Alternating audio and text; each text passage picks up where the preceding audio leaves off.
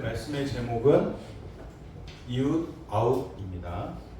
이웃 아니고요, 아웃 아니고요, 이웃 아웃입니다. 지난주에도 말씀을 드렸듯이 예수님은 죄인 자체를 책망하시기보다는 죄인을 정죄하는 자들을 책망을 하셨습니다. 왜냐하면 인간의 연약함, 죄악됨을 아셨기 때문입니다.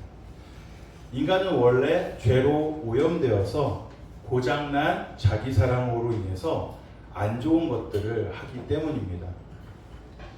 예수님처럼 죄인을 사랑해야 한다는 것이 복음의 핵심입니다. 요한복음 8장에 보면 예수님이 죄인들을 대하는 방식이 나옵니다. 가늠하다 잡힌 여인을 데려온 율법주의자들에게 예수님께서는 경고하시고 교훈하십니다. 예수님은 돌을 던지지 않으셨습니다. 오히려 돌을 던지지 못하게 막으셨습니다. 말씀하심으로, 말씀을 땅에 쓰심으로 돌을 내려놓게 하셨습니다. 돌을 던지려던 사람들이 떠나갑니다. 정죄하고 죽이는 악한 영이 떠나간 것입니다. 예수님의 사랑으로 귀신을 떠나가게 하신 것입니다. 복음은 돌을 내려놓는 것입니다. 율법주의는 돌을 던지는 것입니다. 율법주의는 생명을 죽이는 것입니다. 그러나 믿음은 생명을 살리는 것입니다. 믿음은 돌을 내려놓는 것입니다. 믿음은 죄를 깨닫게 하는 것입니다. 행위주의는 돌을 던지는 것입니다. 행위주의는 죽이는 것입니다. 행위주의는 돌을 드는 것입니다. 예수님께서 이 땅에 오신 이유는 우리 인간에게 참된 인간상을 모델링해 주시기 위해서 직접 보여주시고 행하심으로 깨닫게 하시기 위함입니다. 그래서 예수님의 삶의 모습들, 신앙의 모습들, 걸어가신 그 모든 발자취들을 따라서 우리도 그렇게 살아가라고, 배우라고 이 땅에 오신 것입니다. 그리고 하나님이 인간의 눈높이에서 이해할 수 있게 인간이 되셨다면 어떤 모습으로 하나님을 이해할 수 있게 보여주시는지를 알려주시기 위해서 친히 이 땅에 오신 것입니다. 하나님께서는 하나님의 성품이, 속성이 어떤 분이신지를 예수님을 통해 인간의 눈높이로 이해할 수 있도록 해주신 것입니다.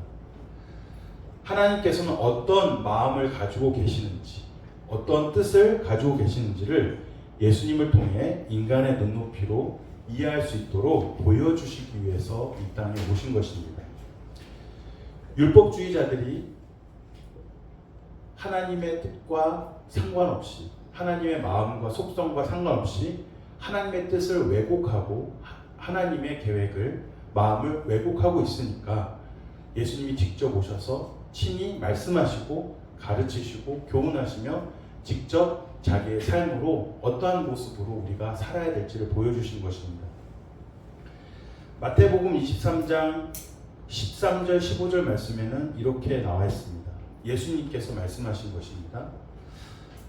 화 있을진저 외식하는 서기관들과 바리새인들이여, 너희는 천국 문을 사람들 앞에서 닫고 너희도 들어가지 않고 들어가려 하는 자도 들어가지 못하게 하는도다. 화 있을진저 외식하는 서기관들과 바리새인들이여, 너희는 교인 한 사람을 얻기 위하여 바다와 육지를 두루 다니다가 생기면 너희보다 배나 더 지옥 자식이 되게 하는도다. 하나님께서 함께 관계를 맺고 함께 한 공동체를 이루어가는 영혼들을 허락해 주셨는데, 그 영혼들을 사랑으로 품고 함께 하는 것이 아니라, 더 살려내려고 하는 것이 아니라, 그 당시에 유대교주의자들은, 율법주의자들은 오히려 자기 이익의 도구로 그 다른 사람들을 해롭게 하고 해를 끼치고 고통을 주면서 오히려 그들이 하나님을 향한 신앙과 믿음에서 떠나가도록 만들었다는 겁니다. 그 당시에 기득권자들이었고 종교 권력을 가진 자들이었고 사회에서 권력과 힘을 가진 자들이었기에 그것이 가능했습니다.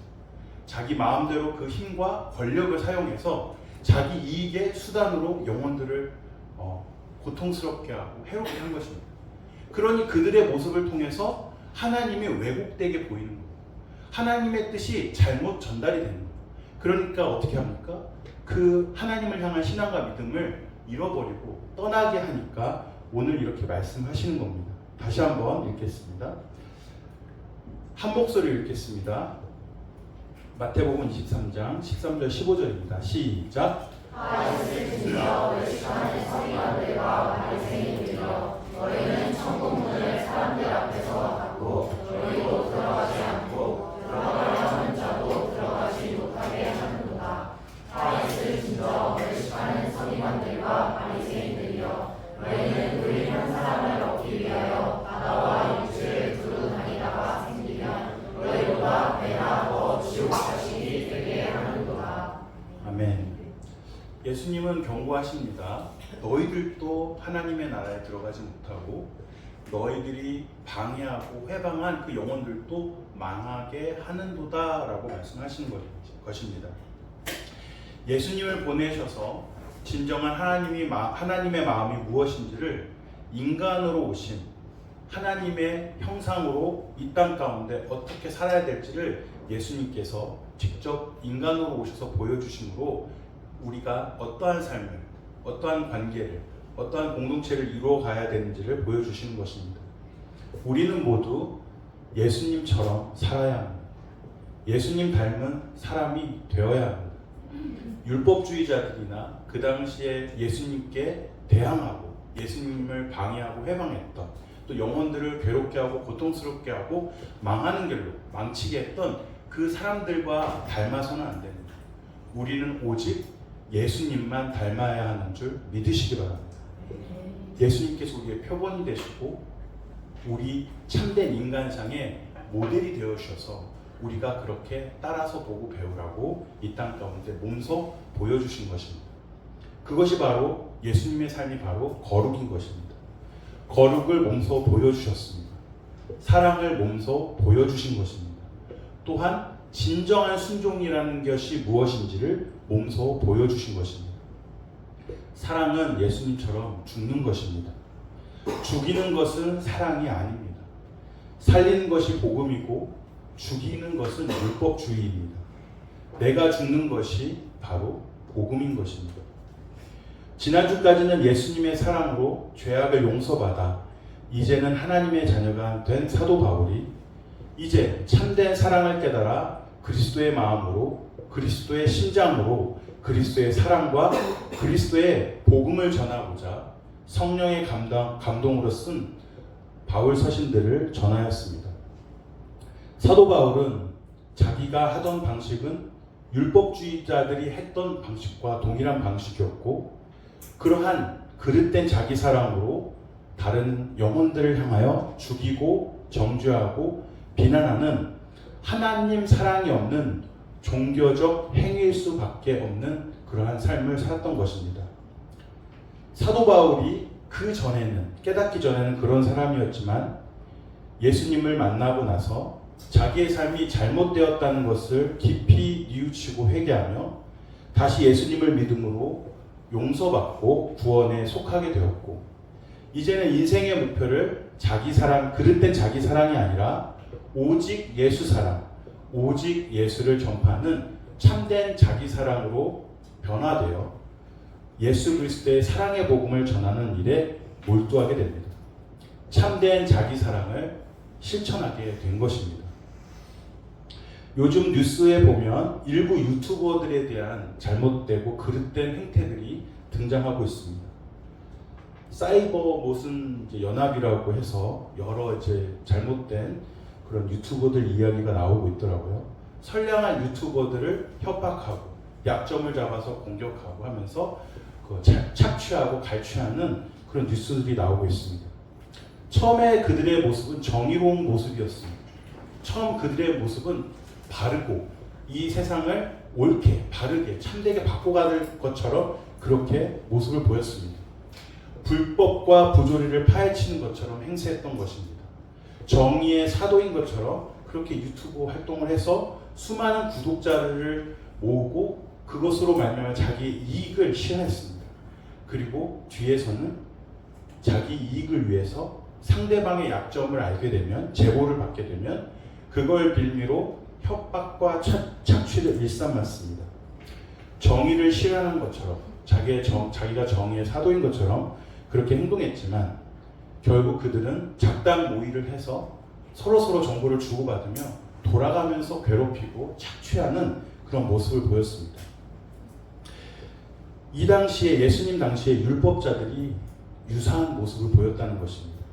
자기들이 악랄하게 자기의 이익을 실현하고 다른 사람의 재산이나 그 사람들의 소유를 착취하고 갈취하기 위해서 그 사람들을 더 고통을 주고 어렵게 했다는 것입니다. 오늘 우리가 읽었던 누가복음 10장 말씀은 선한 사마리아인에 대한 예화, 비유의 말씀이 되겠습니다. 누가복음 10장 25절에서 37절까지의 말씀을 보면 이렇게 나와 있습니다. 어떤 율법 교사가 일어나 예수를 시험하여 이르되 선생님, 내가 무엇을 하여야 영생을 얻으리이까? 그 율법 교사라는 사람이 하나님의 말씀을 모를 리가 없었습니다. 그러나 예수님을 시험고자 자기가 분명히 알고 있는 답인데도 불구하고 예수님을 시험하기 위해서, 뭔가 책을 잡기 위해서 질문을 합니다. 그런데 예수님께서 대답이 바로 자기가 그 정답을 얘기해 주는 것이 아니라 오히려 다시 질문으로 다시 되돌려 줍니다. 26절에 예수께서 이르시되 율법에 무엇이라 기록되었으며 내가 어떻게 읽느냐라고 말씀하십니다. 그러니까 율법 교사는 자기가 아는 대로 정답을 이야기합니다. 한마디로 이 장면을 통해서 자기가 이미 알고 있는 답을 예수님을 시험하기 위해서 거짓되게 질문한 것을 알 수 있습니다. 27절에 대답하여 이르되 내 마음을 다하며 목숨을 다하며 힘을 다하며 뜻을 다하여 주 너의 하나님을 사랑하고 또한 내 이웃을 내 자신같이 사랑하라 하였나이다. 이렇게 대답합니다. 어떻습니까? 너무 얄밉지 않나요? 이건 우리가 이미 익히 하나님 사랑과 이웃 사랑에 대한 참된 진리의 말씀, 성경 말씀의 핵심을 아주 정확하게 이야기해 주는 것입니다. 그런데 이러한 답을 알고 있지만 예수님께 대해서는 사랑으로 질문한 건가요? 예수님께서는 바른 뜻으로 진정성을 가지고 질문한 건가요? 그렇지 않다는 거예요. 답을 알고 있으나 그의 삶은, 그의 의도는, 그의 마음은 거짓되어 있다는 것을 우리가 알 수 있습니다. 그러자 예수님께서는 이렇게 대답하십니다. 예수께서 이르시되 내 대답이 옳도다, 정답이라는 것입니다. 그러나 너는 그걸 알고만 있지 말고 뭐라고 하십니까? 이를 행하라, 그러면 살리라 라고 가르치십니다. 믿음 가운데 그 사랑으로 실천하며 순종하며 나아가라는 것입니다. 네가 말한 건 정답이 맞는데 너는 거기에 머무르지 말고 그렇게 살아야 그것이 완성되는 거야, 충족되는 거야 라고 말씀하시는 거예요.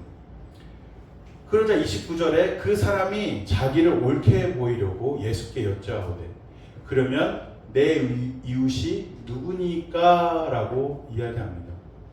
내 이웃이 누구니까? 예수님한테 질문을 해도 굉장히 수준이 낮은, 너무나도 쉬운 질문을 합니다. 예수님이 이웃조차도 모를 것처럼. 예수님이 이웃을 모르겠습니까?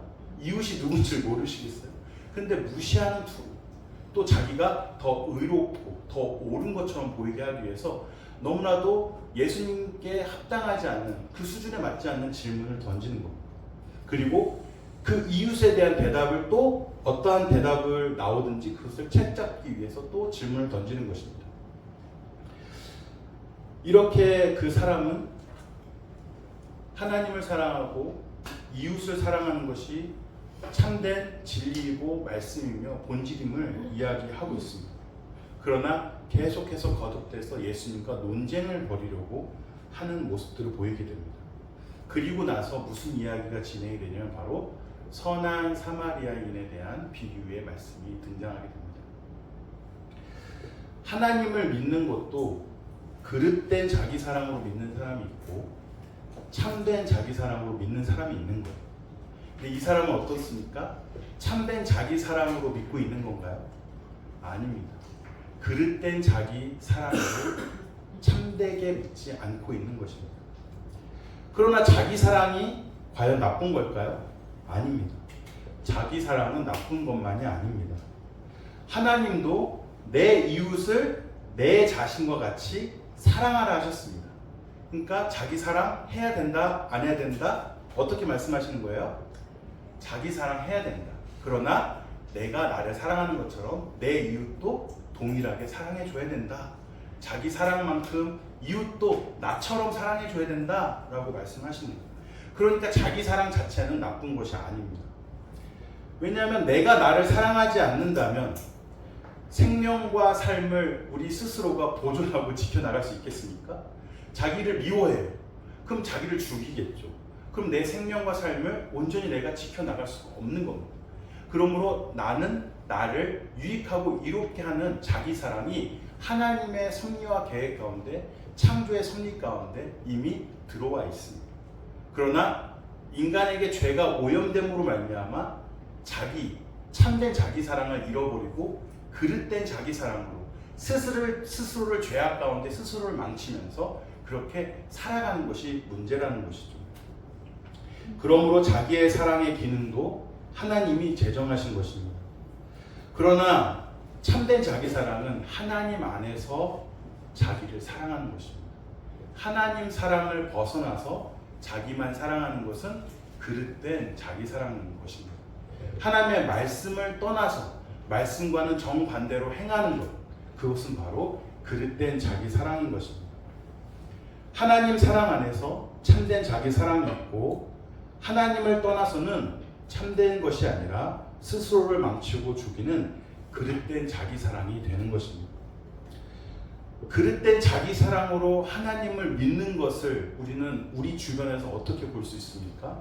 바로 기복신앙이 바로 그릇된 자기 사랑입니다. 하나님을 목적으로 대하는 것이 아니라 하나님을 수단으로 대하는 것이죠. 하나님의 말씀을 떠나서 자기의 욕망과 탐욕을 스스로 충족시키고자 하나님을 도구화해서 맹목적인 신앙으로 복 주세요, 복 주세요, 복을 목적으로 신앙생활을 하는 것, 하나님을 하나님으로 섬기고 높이는 것이 아니라 경배하는 것이 아니라 하나님께서 주시는 뭔가를 얻어내는 것이 목적이 되어 사는 그런 신앙을 기복신앙이라고 합니다. 이러한 기복주의 신앙은 어디에서 살펴볼 수 있냐? 바로 우상을 숭배하는 자들에게서 나타납니다. 우상 숭배하는 자들은 우상 자체를 섬기기보다는 우상으로부터 뭔가가 얻어지는 것, 내 욕망과 내 이 현세의 삶에서 내 이익을 충족시키고 만족시키는 것에 목적을 두고 섬기고 있기 때문에 우상 숭배자들이 가지고 있는 신앙의 기본 성질이 기복주의 신앙입니다. 그런데 하나님을 믿으면서도 이 기복주의 신앙을 가지고 믿는다는 거예요. 하나님을 하나님 자체로 섬기고 믿고 우리의 모든 온 우주의 창조자가 되시고 온 우주의 주인이 되시는 하나님만을 절대적으로 섬기고 믿고 따르는 것이 아니라 하나님으로부터 주어지는 것, 얻어지는 것을 더 실현시키기 위해서 믿고 있는 것입니다. 우리는 어떻게 믿고 있습니까? 참되게 하나님을 사랑하고 있습니까? 참되게 하나님을 믿고 있습니까? 그러면 말씀에 순종하게 되어 있습니다. 말씀을 따르게 되어 있고 사랑하게 되어 있어요. 몇 년 전에 모 교회의 어떤 목사가 사랑자가 붙은 교회 이름이거든요. 교회 이름은 사랑자가 붙었는데 쇠파이프 들고 강목 들고 그 용도 집행 그 이제 재건축 단지 안에 있는 교회라서 용도 집행을 하라고 온 경찰들과 공권력을 향해서 화염병을 던지고 강목을 휘두르고 하면서 그렇게 저항을 합니다. 그러나 그 목사의 유튜브나 그 교회 채널의 설교 영상이나 집회 영상을 보면 굉장히 성경을 가지고 막 이렇게 가르치고 교훈하고 뭔가를 전해주려고 하는데 그 교회, 그 목사, 그 공동체의 유익은 하나님을 향한 것이 아니라 하나님으로부터 얻어지는 어떤 복을 더 얻어내기 위해서. 그래서 뭔가를 얻어내면 하나님이 축복해 주셨습니다. 뭔가를 받아내면 자기들이 유리하게 되면 하나님께서 우리에게 이렇게 응답해 주셨습니다 라고 가르치는 거예요. 이것은 바로 기복주의 신앙이라는 거예요.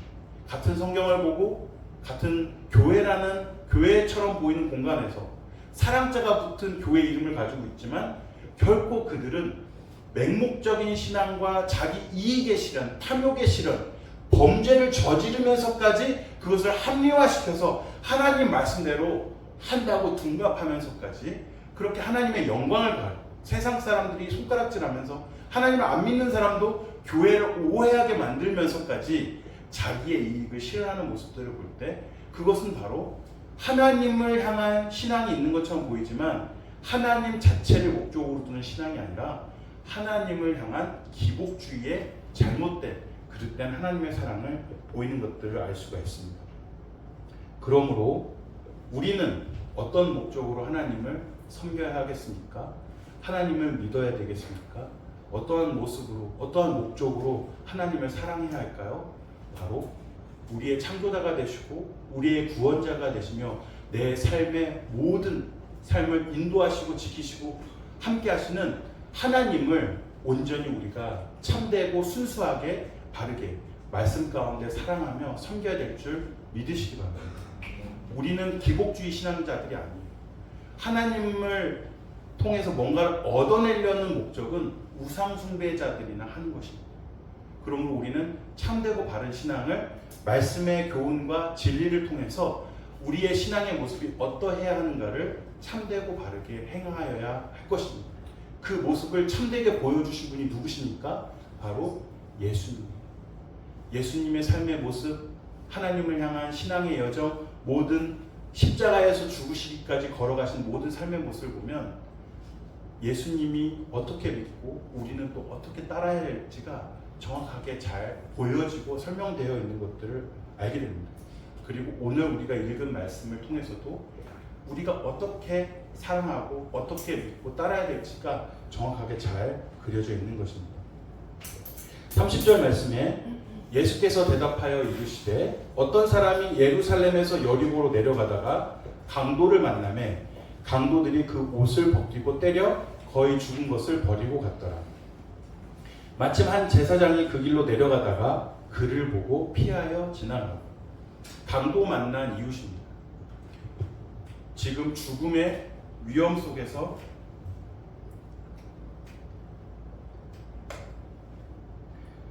큰 고통과 어려움, 재난을 당한 상황입니다. 그런데 제사장, 그 당시에는 뭡니까? 이스라엘의 제사장이니까 하나님의 말씀에 가장 인간으로서는 표본이 되고 모범이 되어야 될 사람이 그 죽어가는 사람을 보고 그냥 피하여 지나갔다고 합니다. 그리고 또 이와 같이 한 레위인도 그곳에 이르러 그를 보고 피하여 지나갔다.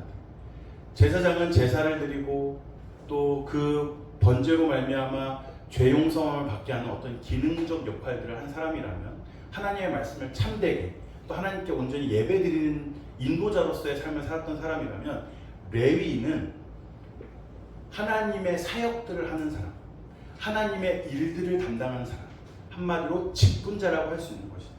그 레위인도 그곳에 이르러 그를 보고 피하여 지나가되 하나님의 일을 했어요. 직분을 맡고 있어요. 하나님의 사역들을 감당해요. 제사장은 말씀도 전하고 예배의 인도자가 되고 그렇게 했어요. 그러나 삶 속에서는 죽어가는 사람들, 고통받는 사람들, 어려움에 처한 사람들을 피하여 지나갔다.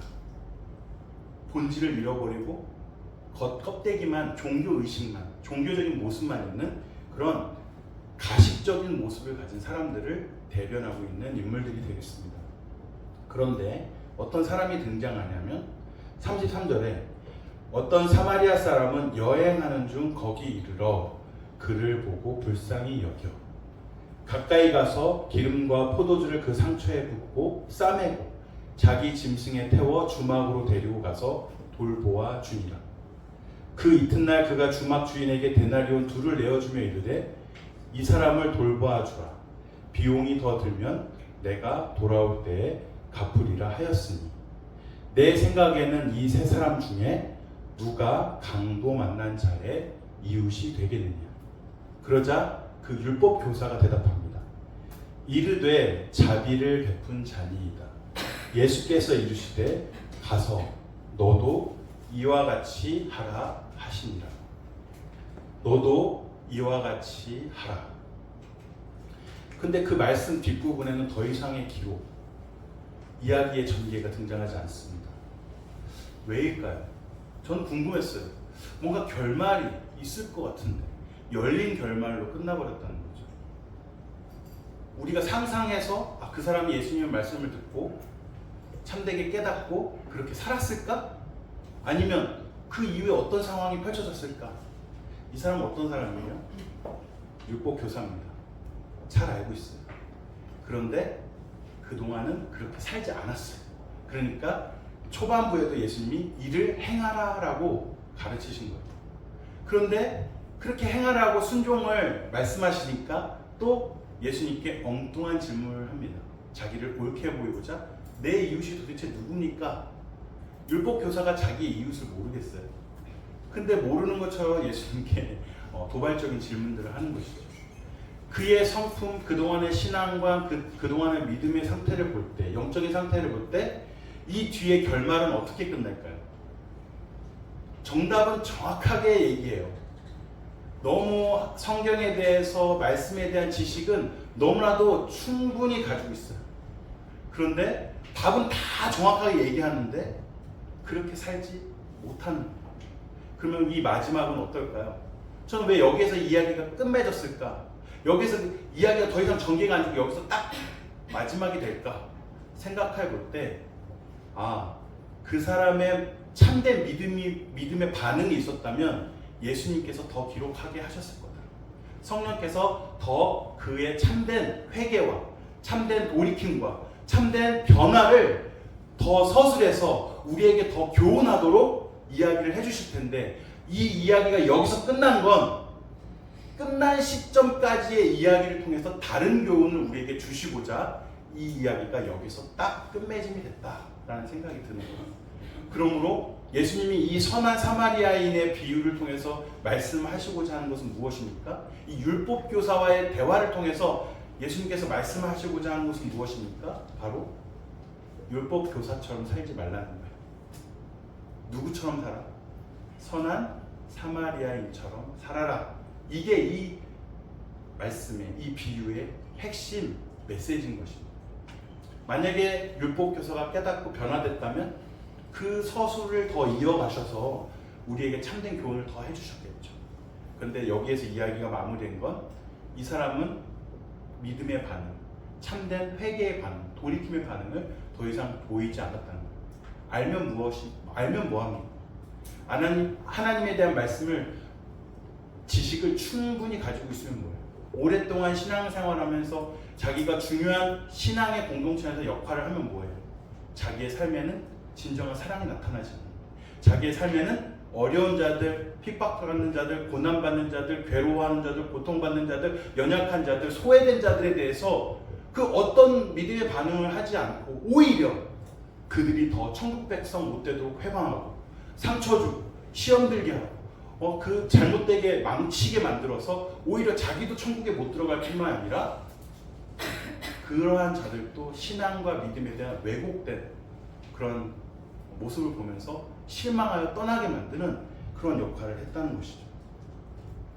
그래서 그 사람은 사랑하라는 말씀을 잘 알고 있었지만 오히려 반대로 살리지도 않고 죽이는 역할을 했던 사람이었던 것입니다.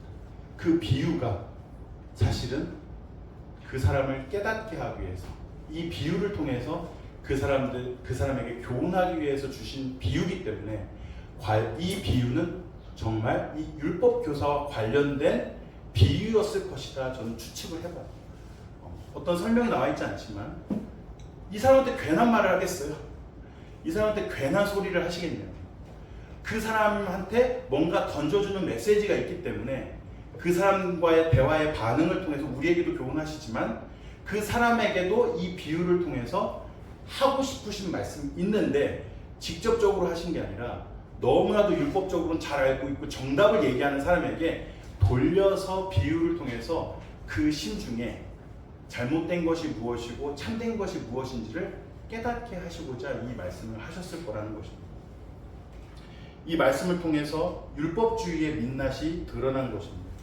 사랑으로 살리려고 하지 않는 사람은 행위주의자, 행위로서 보여주려고만 하는 자들이고 율법주의자입니다. 어떠한 다른 사람의 행위를 통해서 정죄하고 비난한다는 것이죠. 사탄은요, 살리는 영인가요? 죽이는 영인가요? 죽이는 영입니다. 이 사람들의 내면의 영적인 그런 상황들은 사탄에게 매여 있는 상황이 되는 거예요. 살리는 영은 바로 거룩하신 성령이 바로 살리는 영인 것입니다.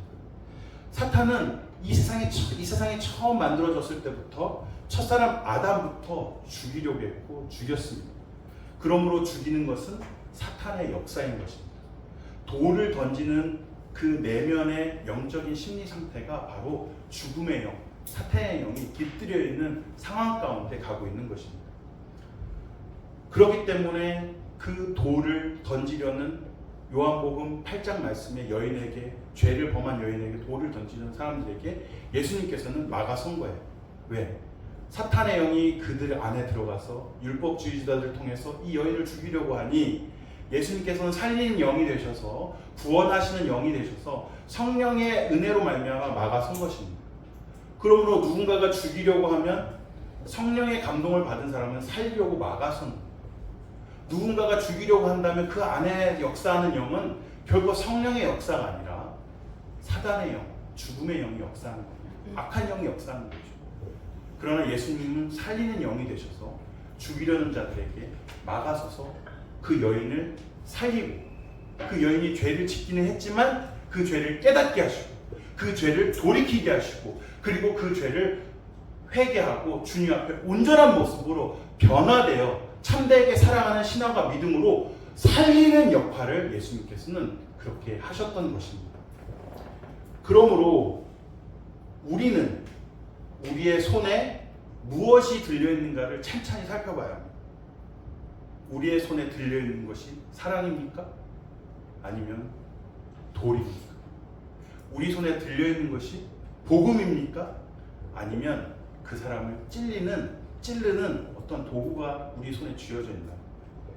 그러므로 복음을 들고 있고 사랑을 들고 있다면 마음껏 사랑을 실천하시고 복음대로 참된 살리는 역할을, 성령의 역사를 감당하시기 바랍니다.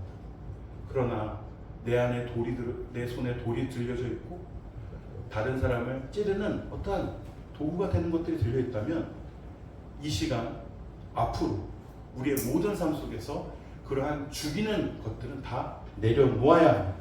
다 내려놓으시기 바랍니다. 지금 당장 다 내려놓으시기 바랍니다. 그것은 내 감정이 아닙니다. 죄의 감정. 나를 잘못되게, 나를 망치려고 하는 죄의 감정이지 참된 감정이 아닙니다. 내 생각은 죄된 생각이에요. 사탄이 넣어주는 잘못된 생각이에요. 악한 생각이에요. 그래서 그것을 물리치시기 바랍니다. 살리는 역할, 사랑하는 역할, 온전히 그를 세워주는 역할을 하는 생각들이 성령의 생각이고 성령의 감정이며 성령께서 주시는 은혜인 것이지, 만약에 내 감정이 잘못되게, 망치게, 죄악 가운데 행하는 감정과 생각을 가지고 있다면 예수 그리스도의 이름으로 물리치며 성령의 역사 가운데 삶을 살아가도록 은혜를 구하시는 삶이 되시길 예수님의 이름으로 축원드립니다. 그러므로 우리의 손에 무엇이 들려있는가를 찬찬히 살펴보아야 합니다. 혹시 누군가에게 던질 돌을 준비해 놓고 있지는 않으십니까? 지금 우리의 삶은 영적인 그런 도전 속에 있는 삶을 살아가고 있어요. 그래서 지금도 사단의 영은 하와가 아담을 죽이려고 했던 그러한 모습들처럼 우리도 누군가를 향하여 죽이려고 하는 감정을 일으키고 생각들을 일으키고 충동질하고 있는 그런 영적인 시험과 도전이 있는, 유혹이 있는 삶을 살아가고 있는 것입니다. 우리는 이제까지 어떠한 삶을 살았습니까? 우리는 지금 어떠한 마음을 품고 있습니까? 또 앞으로 어떠한 마음과 생각을 품고 살아갈 것인가요? 바로 살리는 삶을 살아야 합니다. 죽이는 일을 앞으로 더 이상 행해서는 안 됩니다. 로마서 12장 20절에서 21절 말씀에 이렇게 나와 있습니다. 한 목소리 읽겠습니다. 시작. 내 원수가 줄이거든 먹이고 목마르거든 마시게 하라. 그리함으로 내가 숯불을 그 머리에 쌓아 놓으리라. 악에게 주지 말고 선으로 악을 이기라. 아멘. 내 원수가 줄이거든 먹이고 목마르거든 마시게 하라. 이것이 바로 성령의 주시는 생각, 감정이라는 거예요. 그러나 그 사람을 오히려 원수를 갚으려고 하고 보복하려고 하는 것은 바로 성령의 주시는 감동이 아니라, 감정이 아니라, 생각이 아니라 악한 영의 역사라는 것을 이 말씀을 통해서 우리에게 교훈하신 겁니다. 그러므로 우리는 어떻게 살아야 되냐? 바로 악에게 지지 말고 선으로 악을 이기는 삶을 요구하고 계신다는 겁니다. 우리는 예수님처럼 살아야 되고, 우리는 살리는 역할을 해야 되고, 우리는 참되게 사랑하는 역할을 지금 요구받고 있다는 사실입니다. 그게 바로 그 사람을 회복시키고 도리시키고 변화되게 하는 사랑의 메시지인 것입니다. 머리 위에 숯불을 올린다는 것은 무엇입니까? 그 사람이 우리의 원수에게조차도 먹이고 마시게 하는 사랑의 실천을 통해서 그 사람의 내면 안에 어떤 현상이 일어나냐? 바로 깨달음이 얻어진다는 것을 지금 머리에 숯불을 쌓아 놓으리라고 말씀하시는 거예요. 자기가 이렇게까지 했는데, 이렇게 잘못을 했는데도 오히려 나를 사랑으로 대해줘요. 그 사람 내면 안에서는 지진과 같은 큰 충격이 찾아온 거예요. 내가 이렇게까지 잘못하고 이렇게까지 당신에게 피해를 입혔는데 오히려 당신 나한테 사랑을 실천하는군요. 이걸 통해서 내면에 자기가 그동안 완고하게 쌓아왔던 죄악된 심령이 깨뜨려지는 것들을 경험하는 것을 바로 머리에 숯불을 쌓아 놓으리라 라는 표현을 통해서 말씀하시는 것입니다. 그러므로 우리는 누군가가 우리에게 해를 가하고 우리에게 잘못을 했어도 우리는 바로 사랑해야 된다. 선으로 대해야 된다는 것을 말씀하시는 겁니다. 원수를 축복하라. 원수를 위해 기도하라. 원수를 먹이고 마시게 하라고 말씀하시는 겁니다. 이와 같은 동일한 말씀이 구약에도 또 있어요. 잠언 25장 21절에서 22절 말씀에 똑같이 기록되어 있습니다. 한번 보세요. 내 원수가 배고파하거든 음식을 먹이고 목말라 하거든 물을 마시게 하라.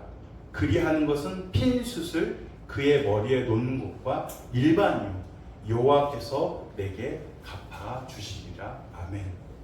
그 사람한테 받은 고통, 그 사람에게 받은 상처, 그 사람에게 받은 아픔과 피해는 하나님께서 갚아주신다.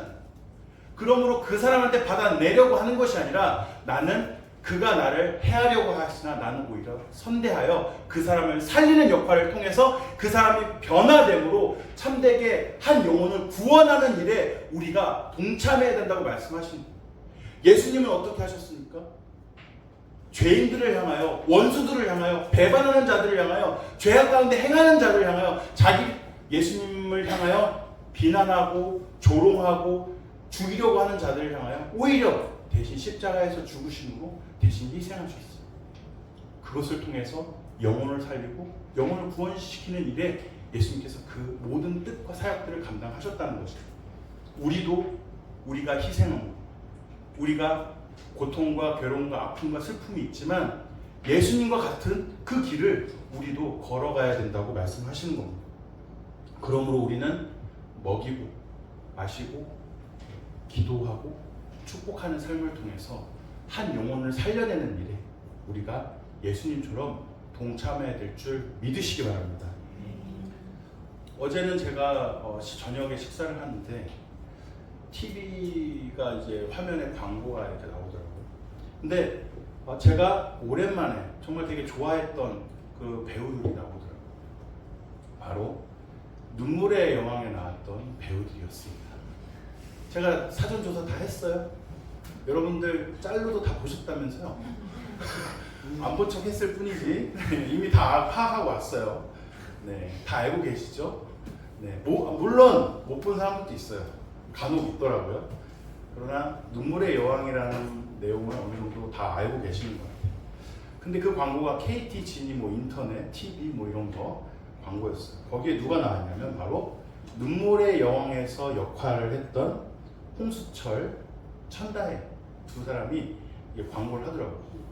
어떻게 보면은 바보 같은 역할을 했던 홍수철이었고 악역을 담당했던 천다혜였는데, 대부분 우리가 광고에 어떠한 효과로 쓰려면 좋은 이미지, 똑똑한 이미지, 좋은 멋있는 이미지를 가지고 있는 사람을 광고에 쓰지, 뭔가 우스꽝스럽고 바보스럽고 악한 이미지를 가지고 있는 사람은 광고에 잘 안 써요.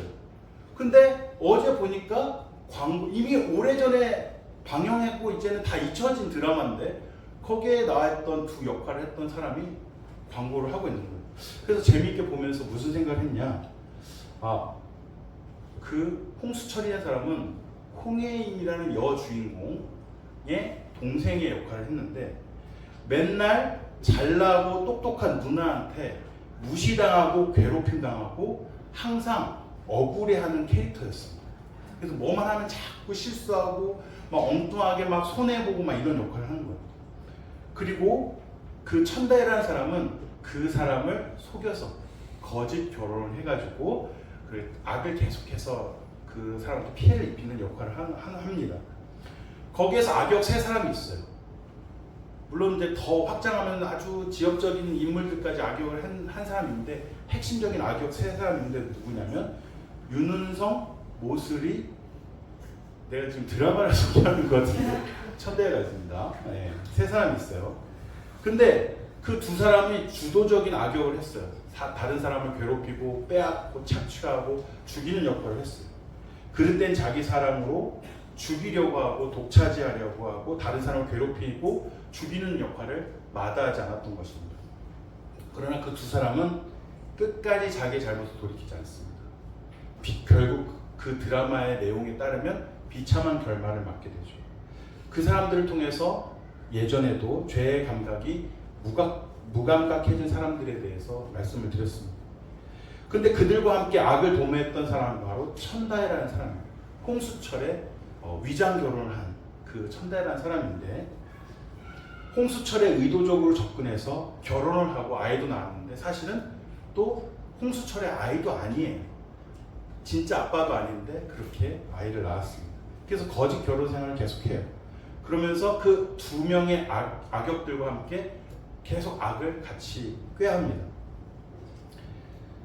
결국 그가 자기의 욕망과 자기의 욕심을 이루고자 그것을 다 빼앗고 나서 홍수철이 이제 더 이상 필요 없으니까 떠나요. 그리고 아무런 이제 더 이상 피드백도 주지 않고 서로 연락도 하지 않고 그냥 떠나버립니다. 근데 이 홍수철이 나중에 이 모든 사실을 알고도 계속 천다혜를 사랑해주고 기다려주고 용서해주는 메시지를 계속해서 어떻게든 보내려고 합니다.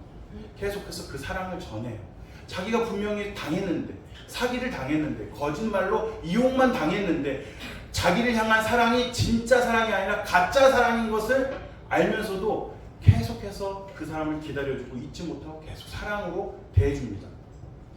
그러자 천다혜의 완고했던 심장이 다시 뛰기 시작합니다. 그가 잊고 살았던, 무감각해져 있었던 죄의 감각이 다시 돌아온 것입니다. 자기가 잘못했구나, 저 사람한테 못쓸 짓을 했구나, 그런 죄책감에 시달리는 모습들이 등장합니다. 결국 홍수철의 용서와 사랑의 메시지가 그 천다혜를 변화시키고 그가 다시 자기의 잘못을 뉘우치고 돌아오는 모습을 보여줍니다. 이것을 통해서 품어주고 받아주고 용서하고 기다려주는 사랑의 수혈이 다시 그 사람을, 악한 마음을 품었던 사람까지도 변화시키는 그런 드라마의 주제로 스토리가 흘러가게 됩니다. 결국 천대는 홍수철에게 다시 돌아오게 되고 자기의 잘못과 과오를 반성하고 뉘우치면서 다시 참된 사랑으로 회복합니다. 사랑의 죄의 감각을 일깨워줬고 스스로도 이제는 더 이상 죄악 가운데 행하지 않고 돌아오게 된 것이죠.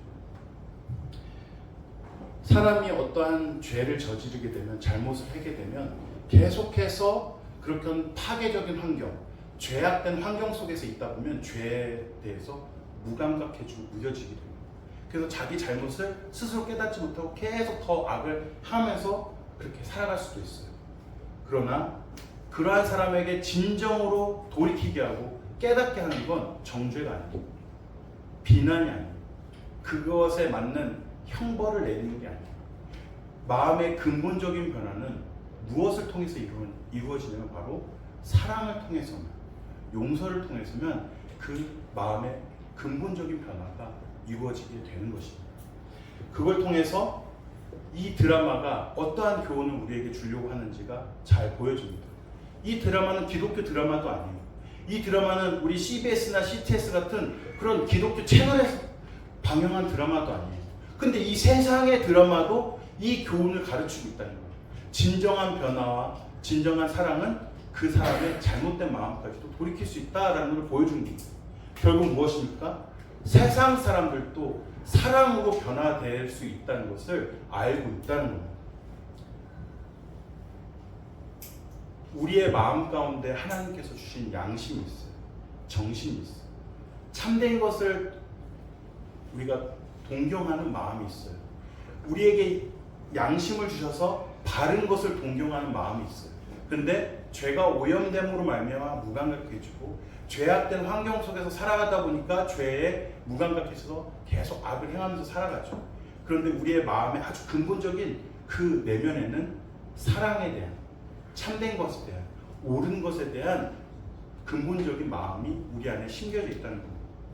이 세상 사람도 그걸 알고 있는 거예요.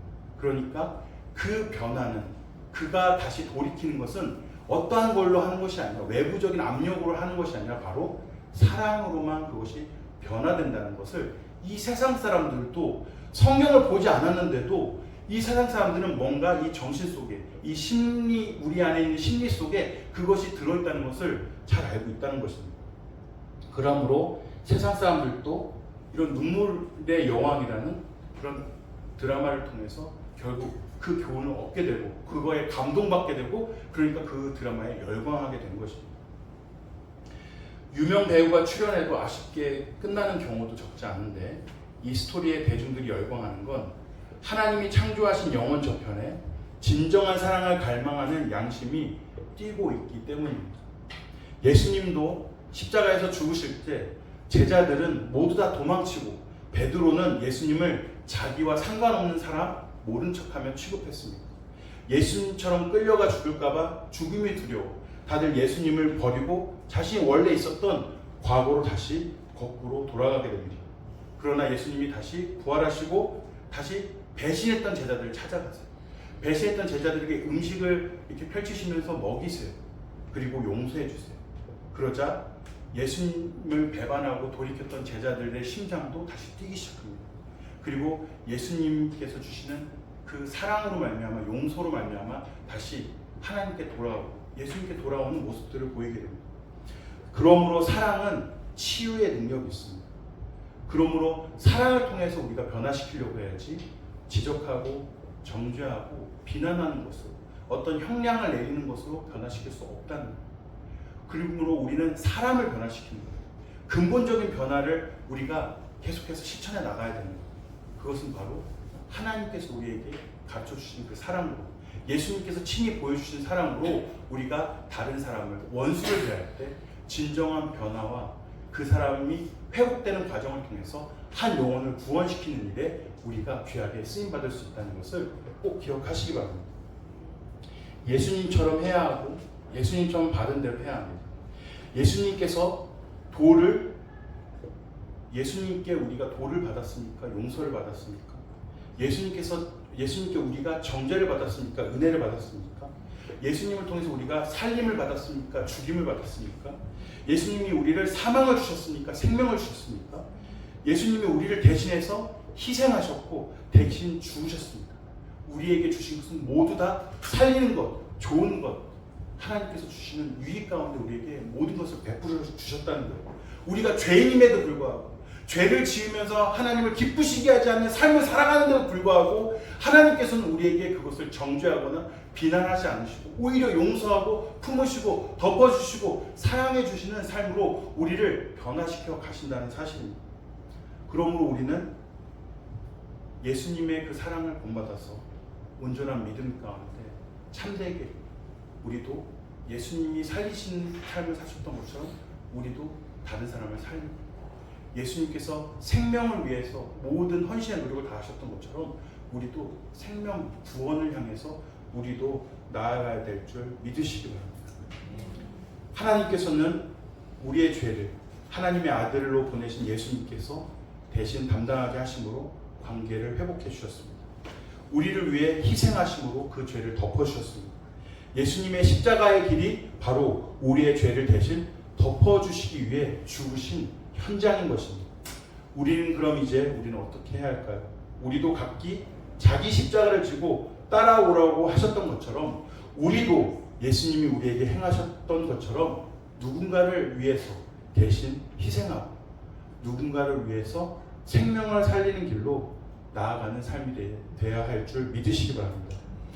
이번 수련회를 통해서 받은 하나님의 귀한 메시지가, 교훈이 내가 죽고 내가 오히려 다시 사는 계기가 되었기를 바라고 간절히 앞으로도 그러한 삶을 사시길 예수님의 이름으로 축원드립니다. 함께 기도드리며 나아가도록 하겠습니다. 세상 사람이라고 하면 하나님을 안 믿는 사람을 뜻합니다. 그러나 교회 안에도 하나님 말씀대로 안 살면 세상 사람이나 마찬가지인 것입니다. 선한 사마리아인의 비유를 통해서 지금 무엇을 말씀하십니까?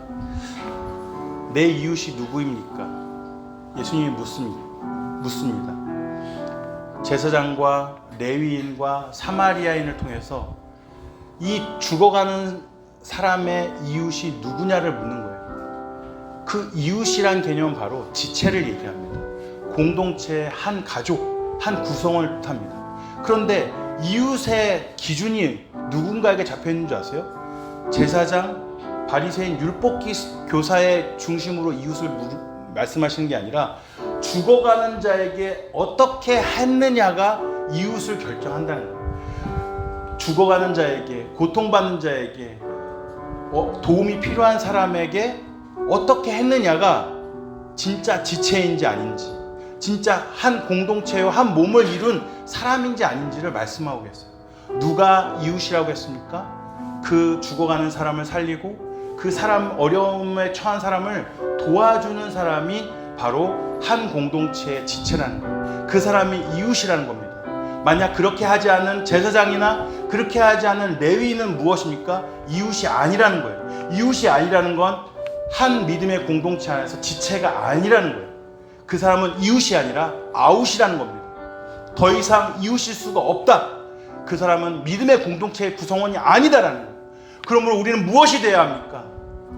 죽어가는 사람을 살리고 어려움을 당한 사람에게 도움을 주는 참된 지체, 공동체의 한 가족, 믿음의 한 신앙 안에서 예수님의 보혈의 피를, 은혜를 받은 한 믿음의 가족들이 되어야 할 줄 믿으시기 바랍니다. 죄와 싸운다는 것은 우리가 드라마나 애니메이션을 보는 것처럼 천사와 악마 사이에 내가 있는 것이 아닙니다. 내 스스로가 죄와 싸워 나가야 하는 것입니다. 우리와 죄 사이에 누군가가 또 죄를 짓고 있다면 우리는 그 죄악 가운데서 그 사람을 인도해주는 역할을 해야 하는 것입니다. 죄로부터 벗어날 수 있도록 도와야 하는 것입니다. 죄를 짓도록 인도하는 것은 마귀의 역사입니다. 죄에 오염된 그러한 죄를 먹고 싶어하는 죄된 본성으로 말미암아 그렇게 죄악 가운데 행하는 것입니다. 그러므로 나를 망치는 죄, 다른 사람을 망치는 죄, 이 모든 것들로부터 우리 스스로도 죄와 싸울 뿐만 아니라 누군가가 스스로를 망가지게 하면서 살아가고 있다면 그 사람을 죄악 가운데서 건져주는 역할도 우리가 해야 하는 것입니다. 서로에게 죄를 묻지 말고 서로에게 더 이상 율법의 기준으로 정죄하거나 비난하지 말고 서로에게 덮어주고 포용하고 사랑하며 이해하고 용서를 해 주어야 하는 것입니다. 이 시간 우리 같이 기도했으면 좋겠습니다. 나 스스로를 죄로 망치지 않도록 하나님 앞에 기도합시다. 나도 하나님 안에서 온전히 살아나는 역사가 있기를 위해서 구합시다. 또 다른 사람을 나의 죄로 말미암아 망치지 않기를 위해서 기도합시다. 잘못된 감정과 잘못된 생각으로 내가 다른 지체를, 내 이웃을 죽이는 역할을 하지 않도록 하나님의 은혜를 구합시다. 또 다른 사람의 죄로부터 우리를 하나님께서 보호해 주시도록, 우리를 안전하게 지켜주시도록, 그것으로 말미암아 우리가 동요되지 않도록, 시험에 빠지지 않도록 위해서 기도합시다. 어떤 상황이나 어려움과 괴로운 상황 속에서도 끝까지 하나님의 은혜 가운데 잘 견뎌내고 하나님의 은혜 속에서 살 수 있도록 위하여 구하며 기도하며 나아가도록 하겠습니다. 이 시간 주님의 이름을 부르며 함께 기도하며 나아가도록 하겠습니다. 주여, 주여, 주여. 아버지 주님,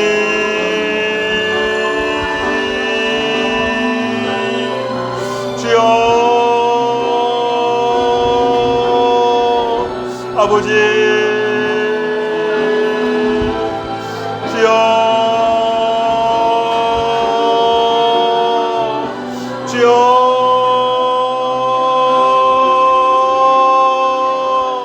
아버지, 아버지여, 주님, 주여,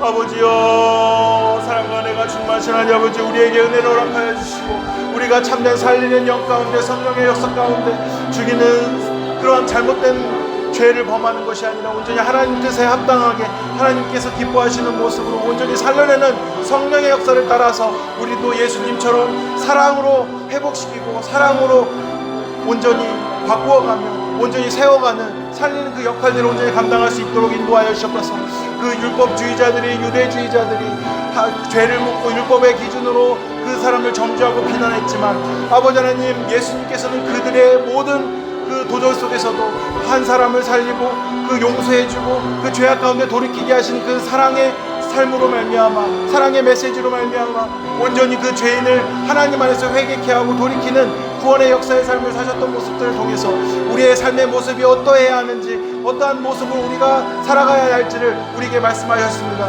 특별히 오늘 율법교사와의 대화를 통해서, 사마리안의 비유를 통해서 우리가 진정한 공동체의 지체인가, 진정한 우리의 이웃인, 우리가 이웃인가를 다시 한번 돌아보게 됩니다. 우리가 신앙의 공동체 안에 지체요, 한몸된 자로서 온전히 살아가고 있지만 우리가 사랑을 실천하지 않고 우리가 죽이는 역할을 하고 있고 다른 어려움을 처한 사람을 외면한다면 우리는 참된 이웃도 아니고 한 공동체의 지체도 아니기에 우리가 참된 믿음을 소유했다고 볼 수 없음을 다시 한번 돌아보게 됩니다. 우리의 믿음의 목적은 무엇입니까? 우리의 신앙의 목적은 무엇입니까? 우상숭배자들처럼 기복주의 신앙인처럼 단지 종교적인 행위를 통해서 우리의 만족과 우리의 유익을 실현시키려고 하는 그런 탐욕적인 모습을 얻는지 우리 자신이 돌아보길 원합니다.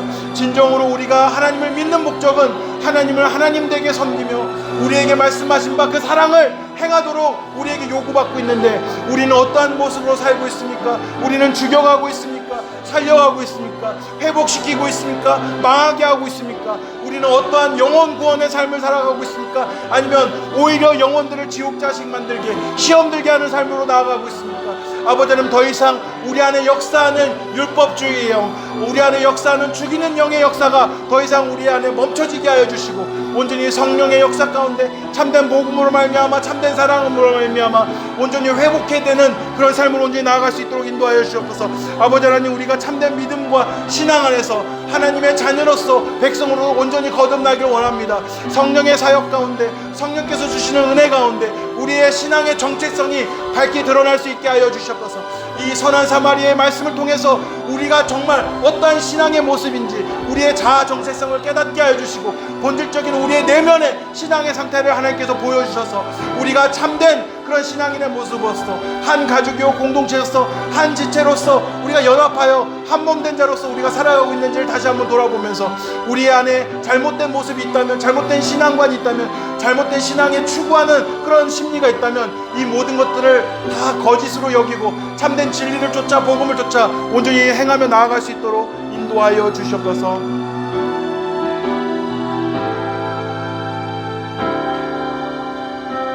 만일 율법에 속한 자들이 상속자이며 믿음은 헛것이 되고 약속은 파기되었느니라. 율법은 진노를 이루게 하나니 율법이 없는 곳에는 범법도 없느니라. 아멘. 이 시간 우리 두 번째 함께 기도하겠습니다. 우리 김강현 형제를 위해서 함께 기도했으면 좋겠습니다. 지금 순천향 부천병원의 중환자실에 지금 일주일 넘게 투병 중에 있습니다. 극성 폐렴으로 말미암아 굉장히 심각한 상황에 있는데 스스로도 호흡하지 못해요. 인공호흡기를 달고 호흡하고 있습니다. 그리고 그 안에서 여러 환자들과 함께 있기 때문에 다른 바이러스가 전염될 수도 있고 또 여러 가지 지금 투병하는 가운데 다른 질병이 또 다시 찾아올 수도 있습니다. 우리 김강현 형제를 어서속히 하나님께서 회복시켜 주시고 온전히 치유하여 주셔서 우리 김강현 형제가 다시 우리를 다시 만날 수 있는 자리로 돌아올 수 있도록 위해서 기도해 주시고 그 모든 과정 가운데 하나님을 향한 소망과 믿음으로 더 굳건히 설 수 있게 하시고 그 가족들 위에도 하나님께서 은혜 가운데 함께 하셔서 하나님을 향한 믿음 가운데 더 굳건히 세워져 갈 수 있기를 위해서 함께 기도해 주시기 바랍니다. 이 시간 하나님의 이름을 부르며 함께 김강현 형제를 위해서 기도하며 나아가도록 하겠습니다. 주여 주여 주여 아버지 우리 강현 형제를 위해서 기도합니다. 아버지여 지금 일주일 넘게 중환자실에서 호흡도 어려운 상태에서 투병 가운데 있습니다. 폐렴이 찾아왔습니다. 그러나 정말 악성 폐렴이 찾아와서 너무나도 회복하기가 어려운 상황에 있습니다. 아버지 하나님의 도우심과 능력이 필요합니다. 우리가 하나님을 향하여 믿음과 신앙으로 사랑으로 고백하며 기도하오니 어서속히 김강현 형제의 모든 그런 질병이 주님의 은혜로 말미암아 어서속히 회복되게 하시고 치유되게 하시고 어서속히 완쾌되어 우리 가운데 다시 예배의 자리로 함께 만나는 신앙과 믿음의 자리로 우리 한 공동체의 자리로 다시 돌아올 수 있도록 아버지의 은혜를 허락하여 주시고 함께하여 주시옵소서. 아버지여 우리 김강현 형제가 앞으로 치료되는 모든 과정 가운데 하나님을 향한 소망과 믿음을 잃어버리지 않으려고 더욱더 굳건한 믿음 가운데 하나님의 은혜를 더욱 경험하는 그런 시간들이 될 수 있도록 과정이 될 수 있도록 아버지여 섭리하여 주시고 아버지여 그 가족들 위에도 하나님께서 축복하여 주시고 은혜 내려주셔서 너무나도 낙심되고 정말 슬프고 힘든 상황 가운데 있지만 너무나도 걱정되고 염려되는 상황 가운데 있지만 김강희 형제와 하나님께서 함께 하신다는 믿음과 소망을 가지고 하나님께서 어서속히 치유해 주시고 회복해 주신다는 그 믿음과 소망을 가지고 그 확신을 가지고 온전히 더욱더 굳건한 믿음 위에 설 수 있도록 인도하여 주셔서 모든 치료의 과정도 하나님께서 인도하시고 모든 의료진들과 모든 치유되는 모든 과정 가운데 도움의 손길들 위에 하나님께서 축복하시고 선하게 우리 건강한 형제를 돌보시고 하나님의 지혜와 능력으로 돌보게 하여 주시고 하나님께서 주시는 사랑의 손길로 돌보게 하여 주셔서 어서지 김강현 형제가 잘 회복하여 돌아올 수 있도록 인도하시고 은혜를 베풀어 주셔서 아버지는 우리에게 깨닫게 하신 바 그 사랑의 마음으로 우리가 깨닫게 하신 바 우리가 하나님의 진리와 복음의 그 말씀을 쫓아서 우리가 다른 사람을 살리고 다른 사람을 회복시키고 다른 사람을 온전히 세워가며 용서하며 한 영혼 한 영들을 모두 다 구원에 이르르기까지 우리가 예수님처럼 섬기며 우리가 그들을 위해서 기도하며 그들에게 사랑으로 변화시켜가는 그런 성령의 역사 가운데 온전히 우리가 살아갈 수 있도록 인도하시고 은혜를 베풀으시며 우리의 모든 삶도 하나님께서 은혜 가운데 지켜주시고 돌보아 주셨소서. 이 모든 말씀 우리를 구원하신 예수 그리스도의 이름으로 기도드립니다. 아멘. 봉헌 찬양 드리도록 하겠습니다. 하나님의 열심.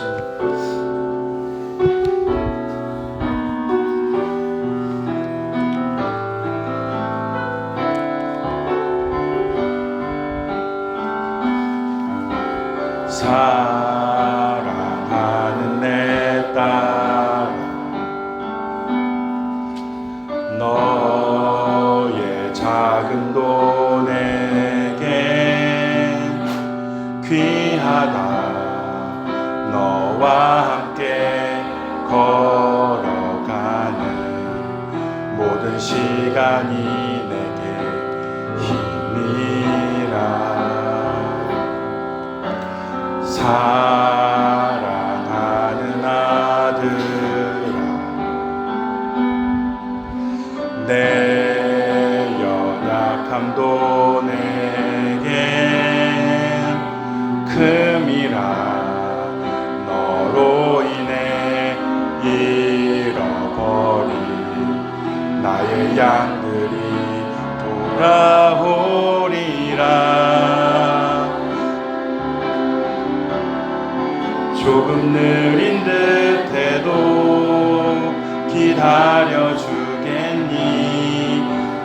더딘 듯해도 믿어줄 수 있니?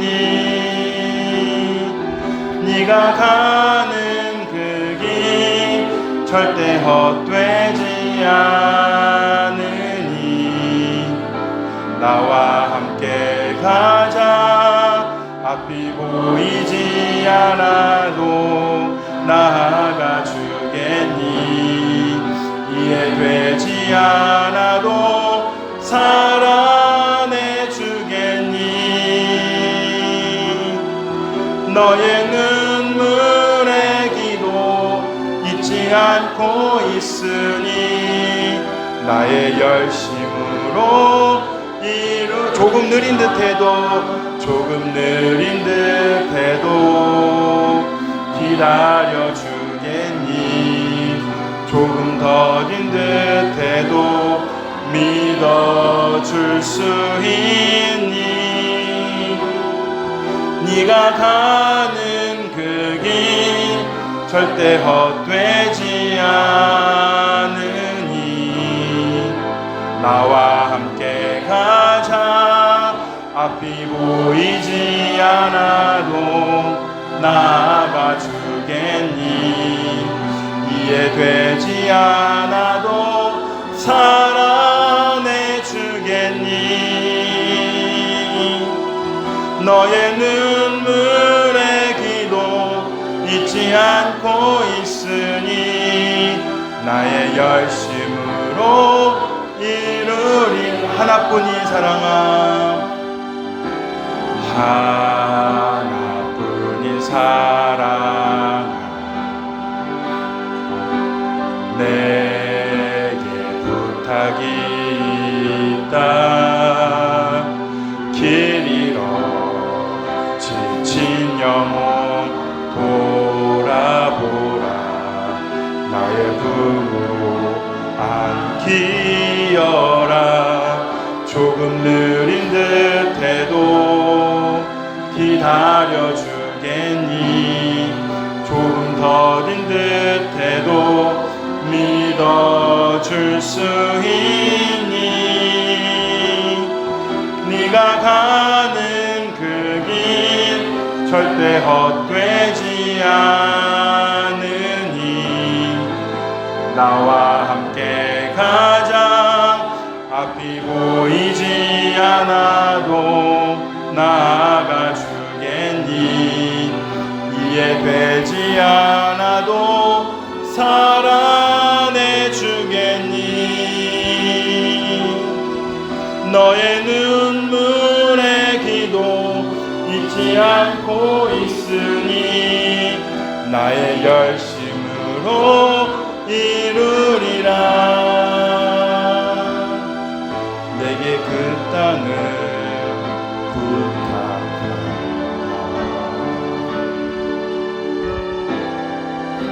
함께 기도드리시겠습니다.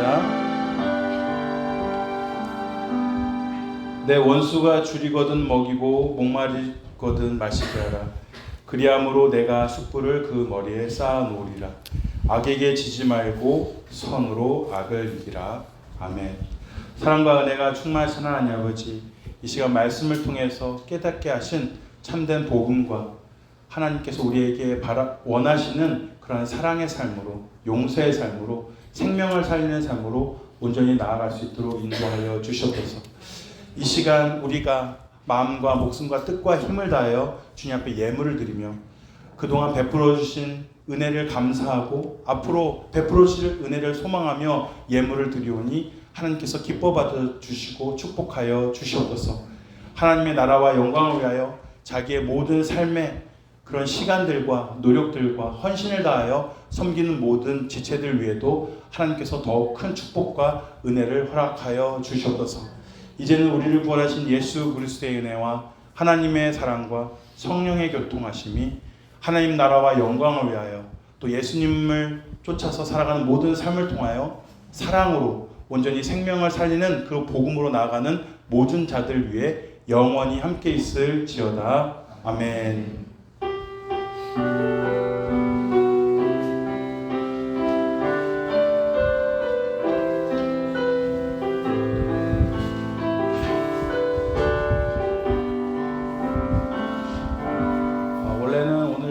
예비장님들을 좀 소개하려고 했는데요. 다음 주에 하도록 하겠습니다. 오늘 이제 모두 자리에 일어나서 선포하며 찬양하며 하나님께 나아가도록 하겠습니다.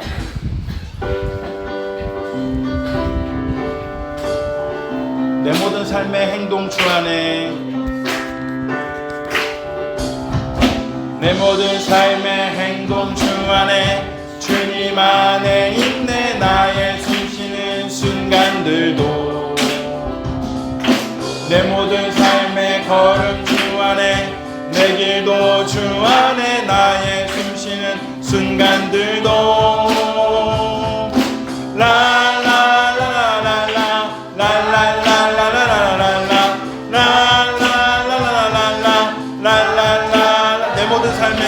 내 모든 삶의 행동 주 안에, 주님 안에 있네. 나의 숨쉬는 순간들도, 내 모든 삶의 걸음 주 안에, 내 길도 주 안에, 나의 숨쉬는 순간들도